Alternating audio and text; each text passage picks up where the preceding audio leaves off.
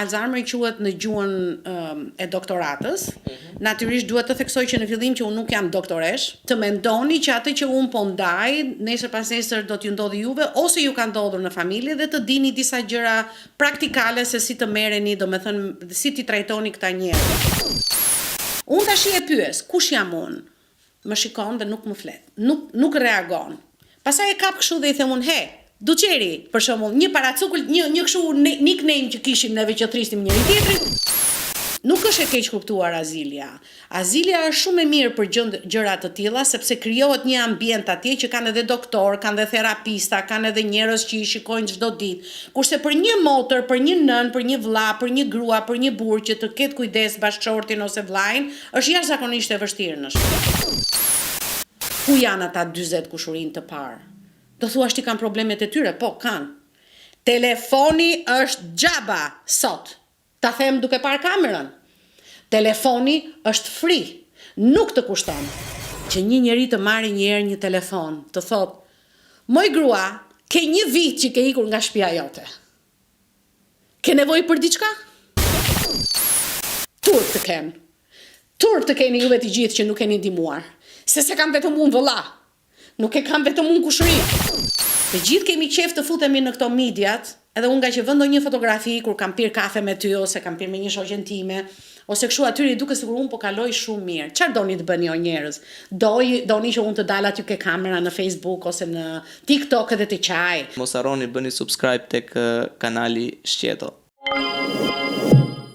Miq, jemi me zonjën Eleni, një vorjoperiote e cila ka jetuar sa në Shqipëri, në Greqi, në Amerikë, ka një gamë të gjë nga jeta e saj, por sot do flasim ndryshe, do flasim për një hall, le të themi, personal, për një fakt, një ngjarje që ka ndodhur. Një ngjarje, një problem me një lloj sëmundjeje që lidhet me vllajën e saj, apo jo? Me njërin nga vëllezërit. Njëri nga vëllezërit tuaj.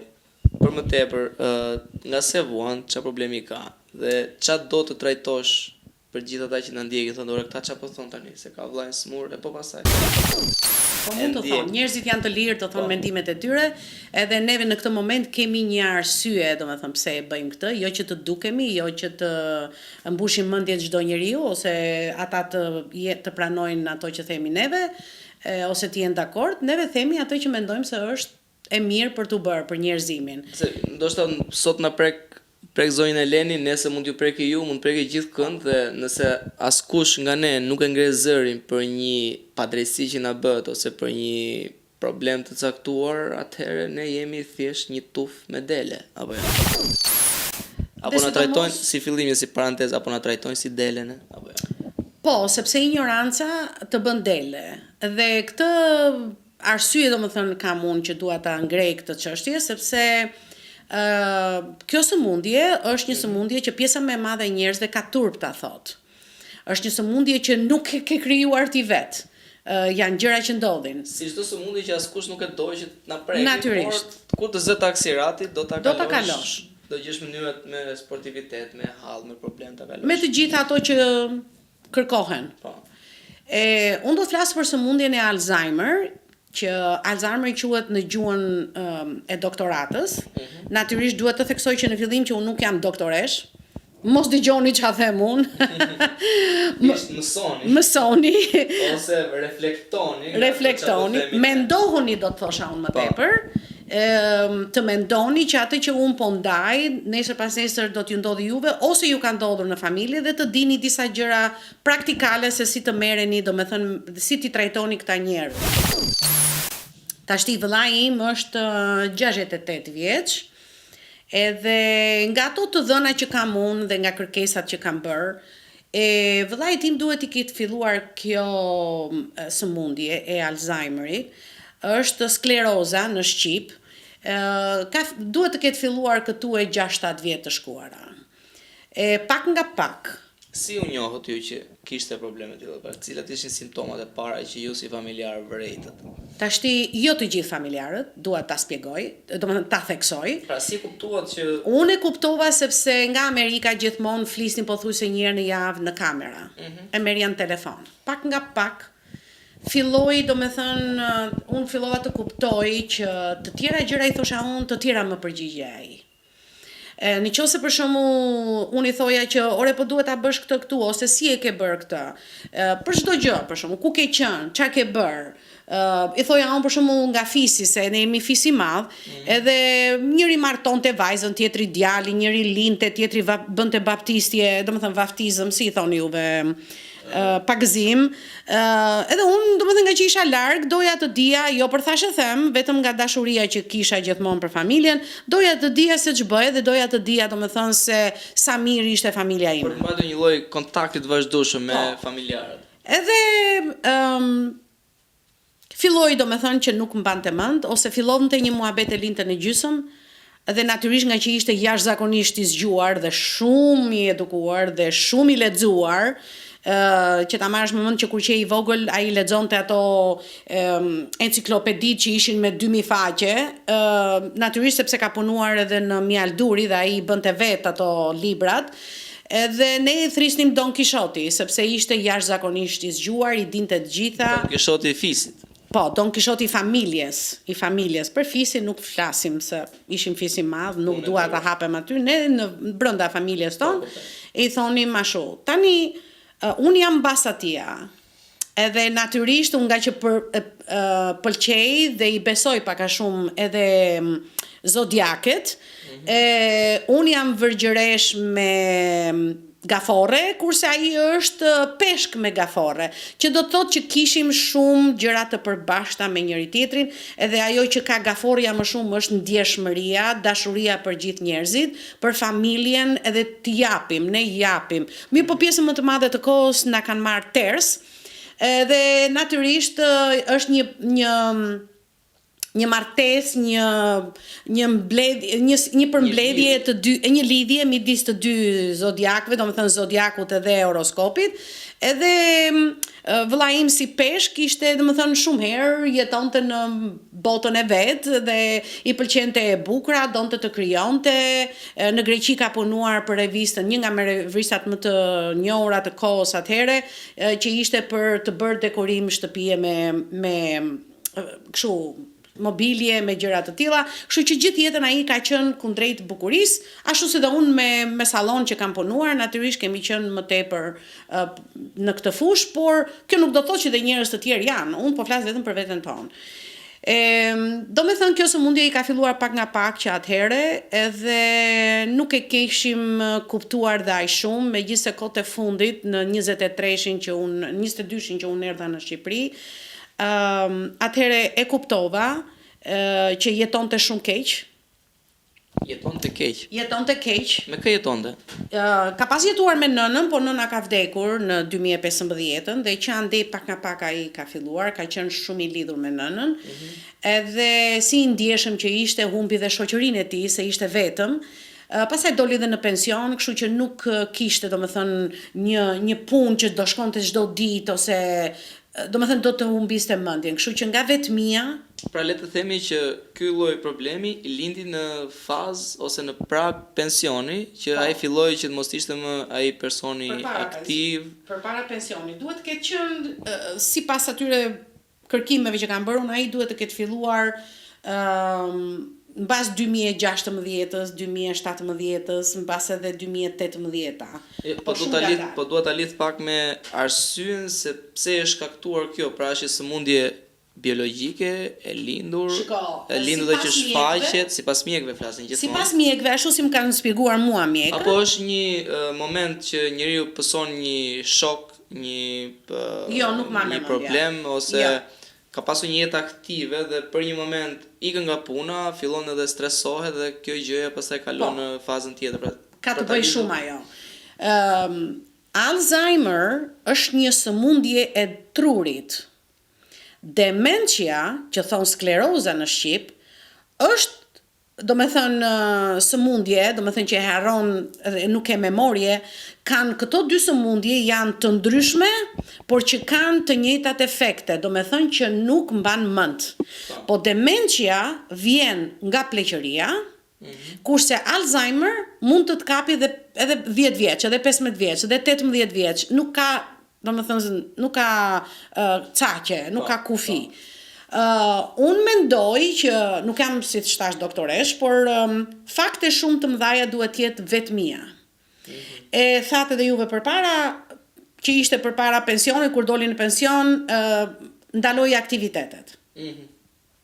Nga që ishte i lidhur me prindët, se dhe babai jon ka pasur sklerozën, por ai nuk jetoi shumë me sklerozën dhe vdiqte 10 vjeç. Por nëna jon ka vdekur shumë e madhe, edhe ishte më shumë se 10 vjet, se kjo sëmundje të mban deri në 10 vjet, 11 vjet nëse je nga ana fizike në rregull.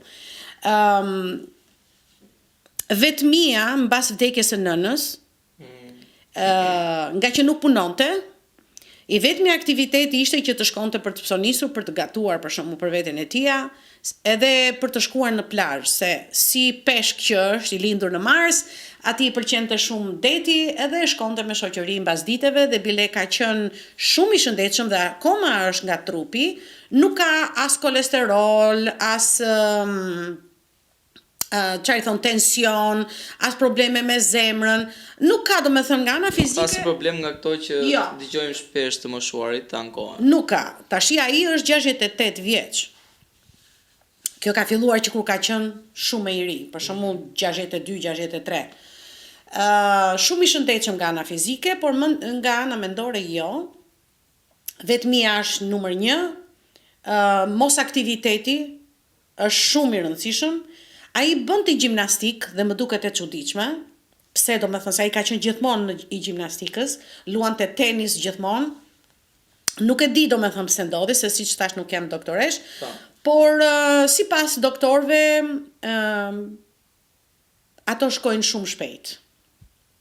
Domethënë kjo sëmundje agravon shpejt. Po. Tashti atia i filloi domethënë më e theksuar mbas 2022-shit që unë isha këtu.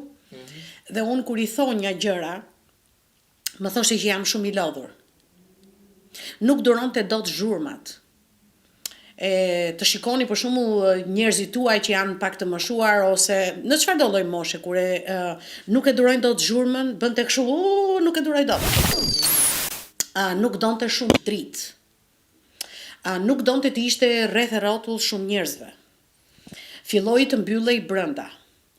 Nga që kishte zhurmë Athina gjatë ditës, si çdo qytet natyrisht, ai rrinte brenda gjithë ditën, edhe natën dilte. Dilte vetëm kur kishte qetësi. Qetësi, se i pëlqente të hecte.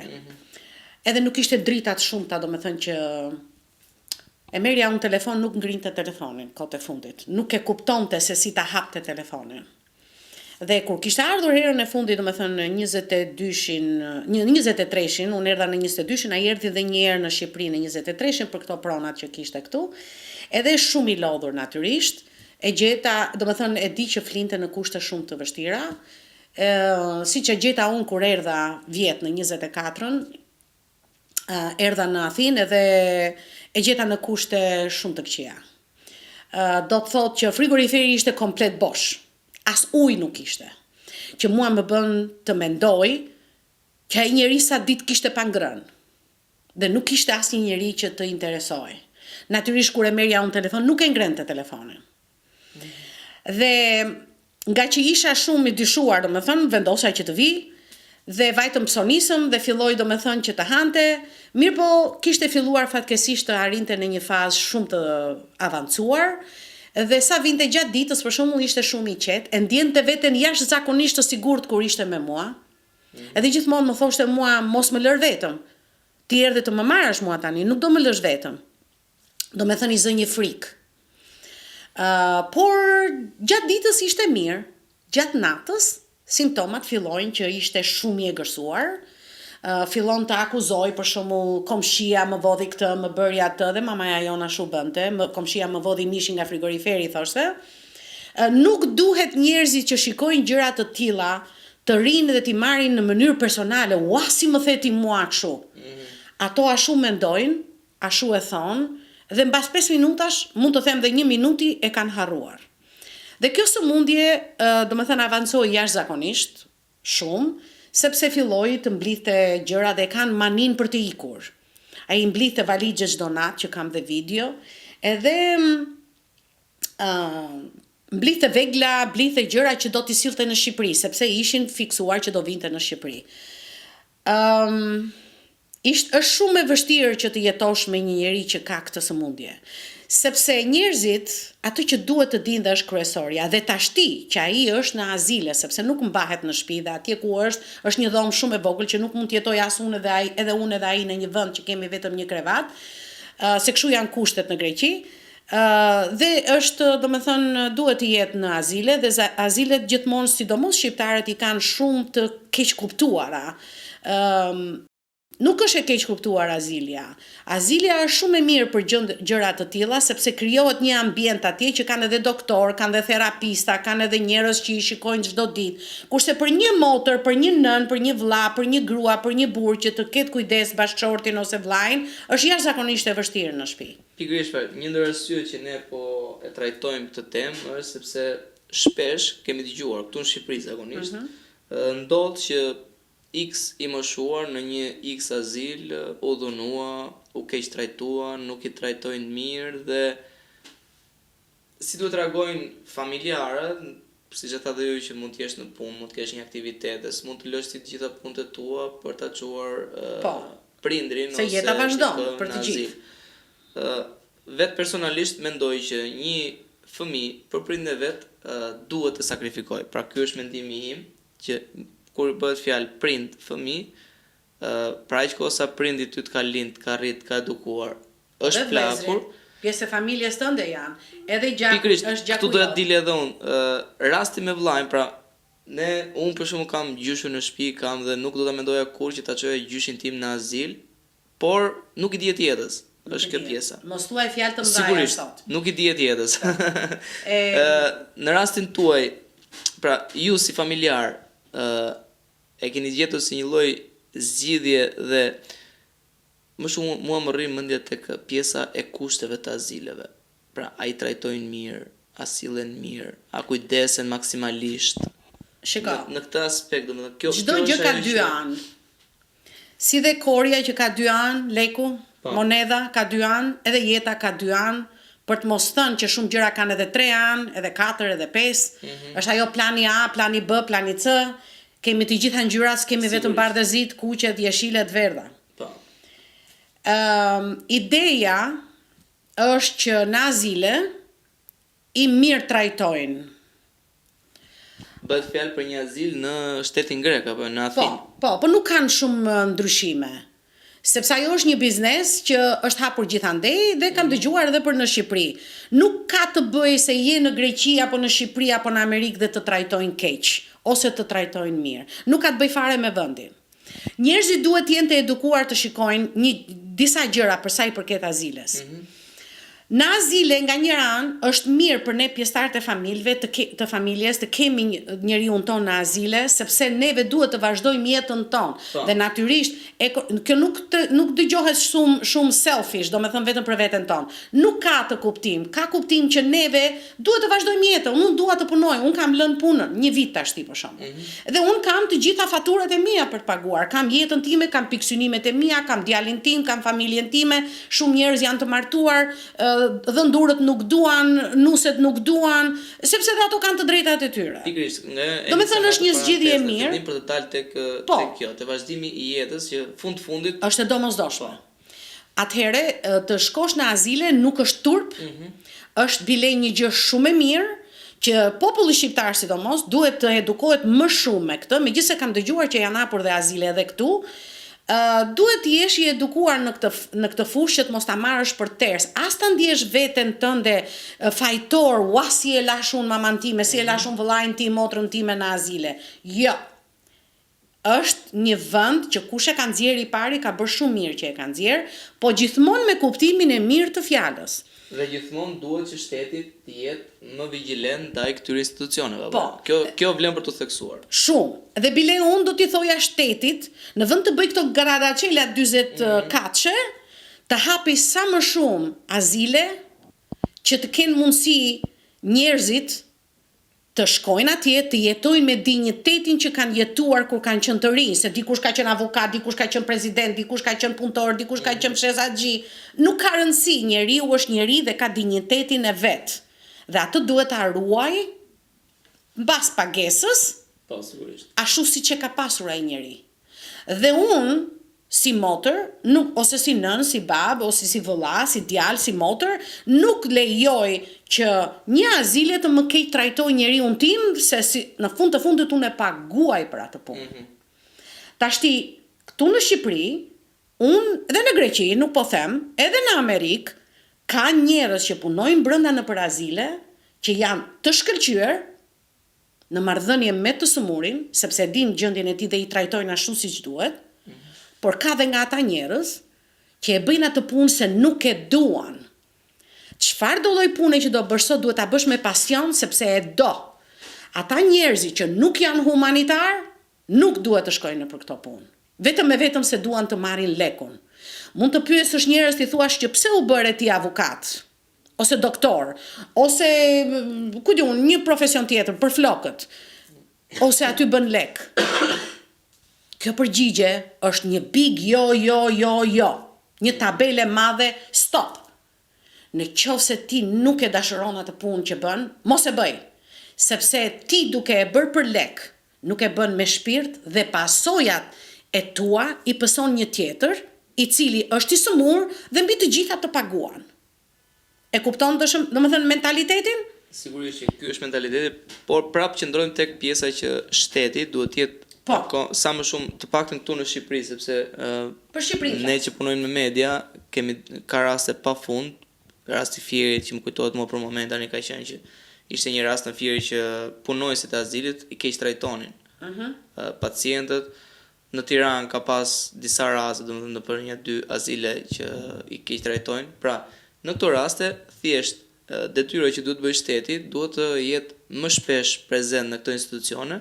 Në mënyrë që të ketë kontrolle periodike, në mënyrë që edhe ai që ka hapur azilin të vihet para një lloj përgjegjësie për të përzgjedhur stafin. Dhe vim tek ajo që tha ty që jo çdo kush mund ta bëj çdo lloj pune, ama nëse ti pranon që ta bësh këtë punë, mundohesh ta bësh nga fillimi në fund tamam. Domethënë një punë, çfarë do lloj puni që të jetë ajo, nuk bëhet vetëm se më bën shumë lek. Një njeri i zgjuar, një njeri që do që të trajtoj veten e tij si njeri dhe do të avancoj, ato të dyja do t'i martoj të dyja. Domethënë do martoj atë që dëshirën e tia me anën financiare. Nëse ti nuk je i Zotit që ti gjesh, nuk është gabimi i tjetrit. Sigurisht. Prandaj, këto azilet kanë shumë punonjës që janë të mirë, por edhe ka shumë punonjës dhe disa punonjës që nuk e bëjnë atë punë me shpirt. Prandaj, përderisa ekziston ky disproporcion që nuk është e drejtë, pjesëtarët e familjes duhet të rinë atyre institucioneve në kokë. Pra përveç shtetit, edhe pjesëtarët e familjes janë kërkues. Familja është kryesorja, sepse sado besim që ti japësh tjetrit, kurrën e kurrës nuk do ta bëj ashtu siç e bën ti. Nga ana tjetër, dhe unë nuk do t'i kërkoj të gjitha gjërat 100%, sepse tash ata kanë 20, 30, 100 veta brenda aty dhe nuk e mos të diskutojmë arsyet ti dim pse. Tani, duke i kontrolluar këto njerëz, këto institucione, shumë njerëz nuk e bëjnë nga frika. Atë që e kam thënë dhe në emisione të tjera, që njerëzit nuk kanë guxim të thonë të vërtetën, sepse kanë frikë se mos ja përzën të sëmurin, ose do bëhet i keq ai me institucionin. Jo zemër. Nuk më intereson mua se çfarë thot punonjësi i institucionit. Vëllai im dhe çdo i sëmur është atje për gjithmonë, derisa ai tiki nga jeta që e ka caktuar Zoti. Unë nuk delejoj asnjë punonjës që shkon në mënyrë të përkohshme për të punuar aty, që të shkatroj më tepër jetën dhe shëndetin e njeriu tim, dhe ndërkohë që unë e kam paguar. E kupton?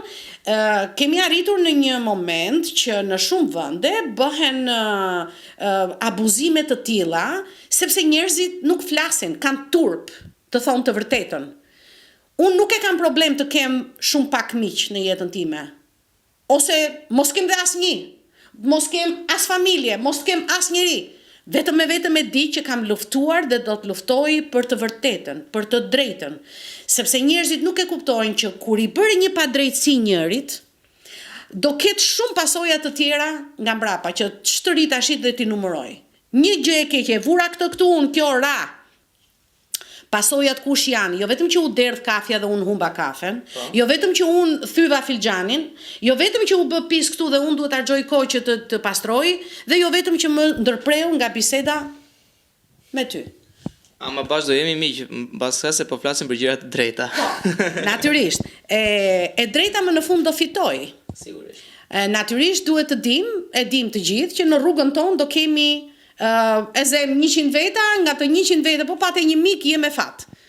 Po nuk pate, as mos e qaj kokën fare, as mos qaj, as mos qesh, as mos bërtit. Unë e kam bërë këto gjëra, sepse më vriste brenda vetes. Po jo, tash që u rrita kam ndryshuar. Nuk më do ti 100 herë se unë të thash të vërtetën, unë s'të dua 200 herë. Kjo tregon që nuk jemi të njëjtit nivel. Secili zgjedh rrugën e vet pastaj. Gjithsekush të shkojë në rrugën e vet, por kjo rruga vet ka dhe një gjë tjetër. Që mund të vijë një kohë mbas një viti, 2 vitesh, 3 vitesh, kur këtij personi që të ka bërë të padrejt, do t'i ndodhi një gjë e tillë, se në jetë të gjitha këtu lahen. Edhe do t'i ndodhi dhe do thot, "Ua, po çfarë më thoshte mua ajo Lena Kazaqi atëherë?" Edhe kjo më ka ndodhur shumë herë. Edhe mua dhe shumë njerëz si unë, nuk them unë që unë jam me vetmja që jam me drejt. Të kthehemi tek sëmundja. Kjo sëmundje është një sëmundje që hecën me hapa shumë të shpejta, por ndonjëherë të duket dhe me hapa shumë të ngadalta. Që do të thotë shumë njerëz, kur nuk e jetojnë nga afër atë person që është i sëmur, nuk e kuptojnë që nëse i mban mend për 1 sekond, nuk do të thotë që mban mend më vonë. Për shembull, ç'ndodh me vllajin tim? Shkoj unë aty i them, "Ha mo, sa më shikon, ua, erdhe ti, nuk pushon së më puthuri."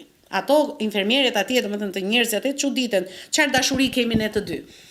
Edhe mbas 2 minutash, "Ha do dalim xhiro ne tash?" Po, hajde dalim xhiro. Shkojmë xhiro dhe fillon. Flet kot gjëra. Shikon malin për shembull, këtu i kujtohet kora që ka qenë ushtar. Edhe më thot, këtu në mal po bëhet luftë, për shembull. Ose fillon flet gjëra koti. Edhe unë ulem. Gjëra koti që nuk kanë lidhje kronologjike me njëra tjetrën. Jo, edhe nuk kanë lidhje me momentin që ne jemi të dy. Edhe unë duket s'ko flet për një kohë tjetër. Po. Unë tash e pyes, kush jam unë? Më shikon dhe nuk më flet. Nuk reagon. Ha pra, kush jam unë tani? Nuk reagon. Pastaj e kap kështu dhe i them unë, "He, Duçeri, për shembull, një paracukull, një kështu nickname që kishim neve që thristim njëri tjetrin, edhe atëherë sikur i vjen pak. Edhe nga që është dhe shumë i zgjuar, më të shumtat e herëve nuk më mban mend emrin, por thot, "Ça jam unë edhe ti." Do me thënë që jemi një gjak. Ajo gjë ndodh, do me thënë me disa njerëz të caktuar.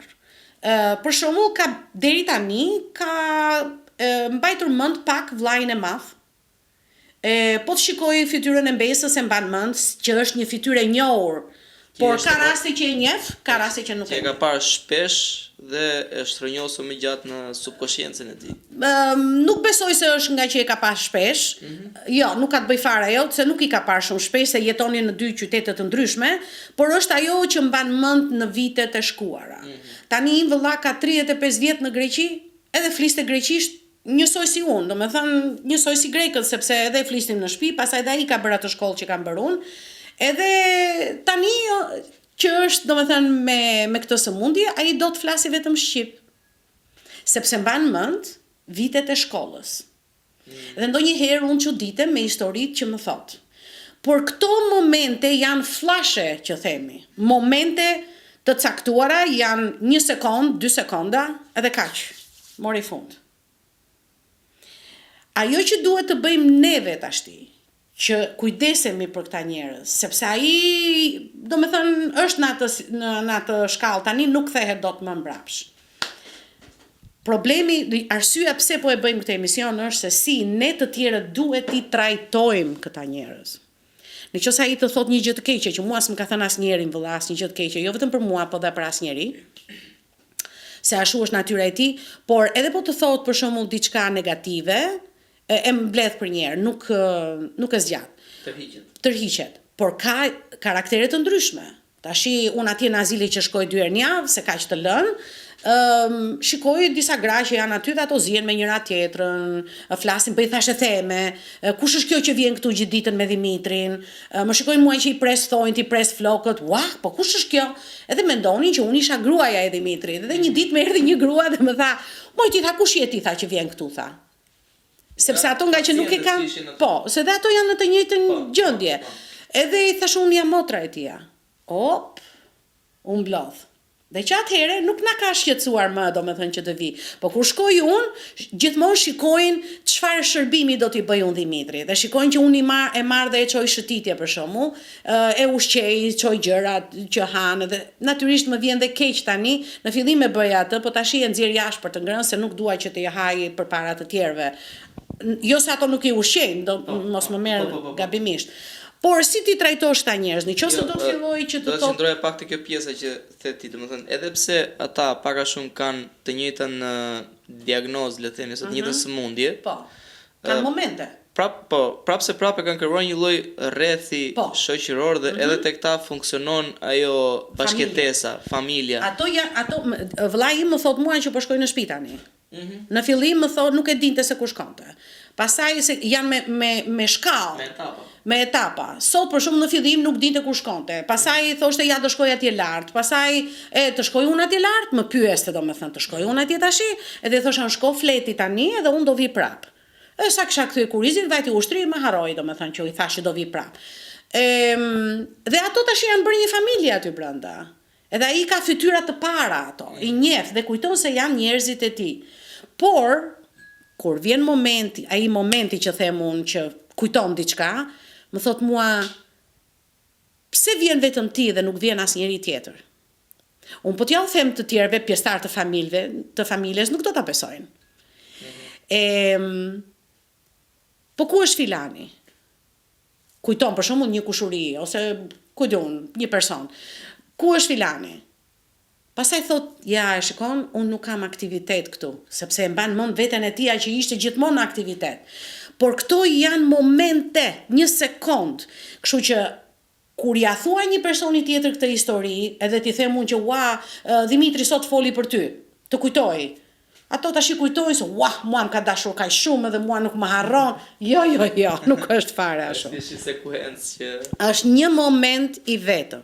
Dhe natyrisht ajo hecën sa më shumë, edhe kalon një farë kohë dhe unë sa herë që shikoj ndryshime të tjera.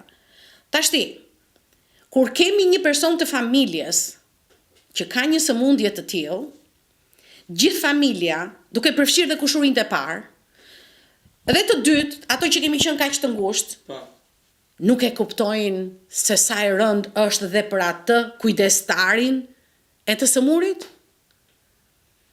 Dhe s'ka të bëj me mua, unë po flas në përgjithësi. Fundit ke një fëmijë të vogël dhe sa të lota ndorosh, ta pastrosh, ta lash. Fëmijë jep një shpullë se nuk të dëgjon, kurse ai njeri ka humbur dinjitetin e vet. Ai ka qenë një zotri, një zonjë gjatë gjithë kohës vet. Tash unë kush jam që t'ja ul dinjitetin? Mirë po, ata që janë me mendje tamam, që janë pjesëtar të familjes, unë po them nga eksperienca ime, që janë të numëruara në gishta. Ku janë ata 40 kushurinë të parë? Do thuash ti kanë problemet e tyre? Po, kanë. Telefoni është xhaba sot. Ta them duke parë kamerën. Telefoni është free, nuk të kushton. Do më thënë, Simba na i ka sjellë të gjitha, natyra na i ka sjellë të gjitha me këto teknologjit, që një njeri të marrë një herë një telefon, të thotë, moj grua, ke një vit që ke ikur nga shtëpia jote. Ke nevojë për diçka? Unë s'kam nevojë për as të më ushqej njeri, as të më paguaj faturat e mia. E di çfarë ka ai kujdestar, jo vetëm unë, po ai kujdestar që është për këto njerëz me Alzheimer, kanë më tepër nevojë për suport nga ana mentale, nga ana shpirtërore. Sepse ato që kalojmë neve, që kam kaluar unë këtë vit, mos harroti që unë mund të jem dropullite dhe di greqisht, po unë jetova vetëm 3 vjet në Greqi edhe nuk e di ligjin, dhe këtu në kujdestari me një të sëmurë të tillë hyn ligji, që duhet patjetër të shfrytëzohet me përpikmëri. Në të kundërt? Po në të kundër ke konsekuenca. Dhe konsekuenca për mua nuk ishte që gjë tjetër veç që mua vëllai nuk do kish një kujdestar dhe kush do kujdesej të bënte punët e tia, se dhe azile nuk kishte njeri kusht i gjente, as nga ana ekonomike kusht të ndihmonte, sepse ai me një pension të vogël, ndërkohë që këto azilet janë mbi 1100 euro në muaj. Okej? Por mbi të gjitha është ajo që njeriu në këto raste nifet. Dhe mua më vjen shumë keq që ky vëllai im ka bredhur në të tërë për të gjitha qokat që thonë në Shqipëri. Për pagëzime, për vdekje, për si thonë, martesa, fejesa, më the thash çfarë ka pasur fisi. Dhe bileat në atë kohë që ka qenë dhe mamaja gjallë e merrte dhe me vete. Edhe i bënin çudi gjithë njerëzit, si e merrte bananën ai se s'kishte dhënë mamaja ime, merrte dhe mollën dhe portokallin, të gjitha i bënte të tëra kështu purej që ta ushqente. Atë kujdes që ka bërë ai për ata prindër. Kush kujdeset sot? Kush i paguan azilin, faturat, Po, kujdestarinë e vllait tuaj? Me ato pensionin që merr ai dhe pjesën tjetër e paguaj unë, asnjë njeri tjetër. Pra, nga gjithë familja juaj vetëm ju nga asnjë njeri. Absolutisht. Turp të kenë. Turp të keni juve të gjithë që nuk keni ndihmuar. Se kam vetëm unë vëlla. Nuk e kam vetëm unë kushëri. Edhe unë nuk duaj që të më ndihmojnë me lek. Pagesat i bëj vet. Por mjafton një fjalë mirë, një Një telefonat. fjalë mirë. Të shkojnë ta shohin ore njeri, sa i s'është në burg. Nuk është i paralizuar. Të shkojnë ta shohin, për ato jo për mua. Për atë. E ndjej veten shumë keq dhe mallëngjehem, sepse kur i vjen mendja më thot, po ku është filani? Po ku është filani? Po filani ri këtu, ke kjo lagja je amun. Për kushurinë që janë atë lagje. Kjo sëmundje, kur arrin në fazat e fundit, që truri nuk ushqehet më, atëherë fillojnë dhe të mos flasin, fillojnë të jenë në krevat, se nuk e urdhëron truri, kur vdes truri, nuk e urdhëron trupin dhe këmbët nuk urdhërojnë që të hecësh. Edhe bile fillon edhe folja. Edhe tash unë e kam kuptuar që ka filluar pak nga pak që mundohet të flasi, edhe edhe pastaj e shtyn veten dhe e thot për shembull një fjalë. Se e tillë është sëmundja. Pra, çdo pjesë e trupit funksionon normal, përveç se Dhe, për truri një farë i kohe. cili jep komandat për të vënë në pa gjithë Dhe kur shqisën. ajo sëmundje ka ardhur deri në atë fazë që është dëmtuar komplet trupi, atëherë fillon dhe komplet truri, domethënë, fillon edhe trupi që nuk funksionon më. E kupton? Një dhimbje shumë e madhe që shikoj edhe këtu tash që erdha në Tiranë, nga njerëz që njoh, këtë problem që kam unë me familjen për shembull ose me vllain me këtë sëmundje, e kanë edhe këtu. Zien montrën me njëra tjetrën, jo ti bëre kaq, unë bëra kaq, për një shtëpi, për një kështu, jo. Është turp i madh. Sepse nëse i ndodhi nënës tënde, i ndodhi vllait tënd, mos harro që e ke në gen. Dhe nëse doktorët do dalin një ditë dhe do thonë që kjo është e trashëgimuar, Do bësh të tjesh. prandaj njeriu do të shikoj ç'do ndodhi 10 vjet më pas nesh. Jo vetëm tani për tani çfarë të rrëmbejmë, çfarë të bëjmë, edhe të gjithë kur e shikojnë një sëmundje të tillë për shembull që ky sëmur ka një pasuri, ngrihet komplet problemi. Problemi nuk është si është ai njeri, problemi është kush do t'i marrë ato pasuritë? Kush do t'i marrë? Pse ai kujdestari do t'i marrë të gjitha? Pse ai do t'i bëjë kështu? Po ku do t'i marrë? Ju keni pas probleme të tilla? Po, pak a shumë, në idera kanë ngelur. Rëndësi ka që kur të vi koha për një gjë të tillë, kur të hapin syt këto njerëz, unë do të jem shumë e lumtur sepse duhet që të mësojnë ligjin. Një njeri që të bëhet kujdestar, nuk merr pasurinë sepse e mori dhe futi në xhep dhe iku, u zhduk. Ke përgjegjësi dhe kundra ligjit. Ato duhet të jenë të tëra, kemi një komision që na kontrollon. Edhe thot ku shkuan këto lek, për çfarë u bën. E kupton? Pastaj një njeri si puna ime që lë punën e vet, lë djalin, 24 vjeç djal kam unë. Kam lënë shtëpinë, kam lënë punët e mia atje. Edhe kam ardhur këtu. Për çfarë kam bërë unë thua atje për pasuri? Apo e kam bërë se dua atë vëlla? Dhe ato do ta bëja fatkeqësisht për çdo vëlla. kujdo që larg qoftë, nëse do t'i binte, nëse nuk kishin njëri tjetër kush të interesohej për ata, do ta bëja, se kështu jam unë. Por neve shqiptarët e kemi akoma këtë. Edhe mund të them Evropa mund ta ketë që akoma jemi të interesuar pak a shumë për familjen, por që ka filluar të devijojë. Edhe për mua është një gabim jashtëzakonisht i madh për të mos thonë që është turp i madh. Turp i madh. Do thuash ti pse thua tani ti që të ra ty? Po, sepse tani unë e pash. Përpara, nëse do flasim më specifik, për të gjithë fisin, unë isha në Amerikë dhe janë dhe të tjerë në Amerikë, dhe unë gjithmonë interesohesha për fisin, ku janë, si janë, çfarë bëhet, ç'është bëhet, sepse kam pasur dashuri. Dhe atë që kam marrë është një mospërfillje. Dhe bile ka pasur dhe nga ata që thonë, me rri aty në Tiranë se po bën qefti, rri në Shqipëri e bë qef. Pse? Këtu futet prap ignoranca. Të gjithë kemi qef të futemi në këto mediat, edhe unë nga që vëndo një fotografi kur kam pirë kafe me ty, ose kam pirë me një shoqen time, ose kështu atyri duke sikur unë po kaloj shumë mirë. Çfarë doni të bëni o njerëz? Doni që unë të dal aty ke kamera në Facebook ose në TikTok edhe të qaj, të them se ti musolle kështu e musolle ashtu. Po pse ore njerëz nga juve varem unë? Që secili do të shohë edhe drejtimin e vet, natyrën e vet, por të jetë social. Po. Po dhe një njeri i fortë i bën të gjitha, edhe qan, edhe qesh, edhe ndihmon, edhe urren, edhe dashuron. Të gjitha i bën. Fundi jemi të gjithë prej mishi prej gjatë. Po. Edhe ajo që është kryesorja është që shumë njerëz për një fjalë goje, për një gjë që ju prek atyre interesi, nga që nuk kanë fuqi, nuk kanë forcë që të përballojnë, ikin. Dhe ashtu ato mendojnë, shikojnë veten e tyre në pasqyrë dhe shikon ti, ja futa unë asaj, ja futa unë atija, unë dola fitimtare, e shef ti nuk ja var fare unë tashi se nuk i jap rëndësi. Jore, nuk është se ti nuk po ma var në thonjza sepse nuk po m'jep rëndësi. Ti je nga ata që fshihesh mbas telefonit.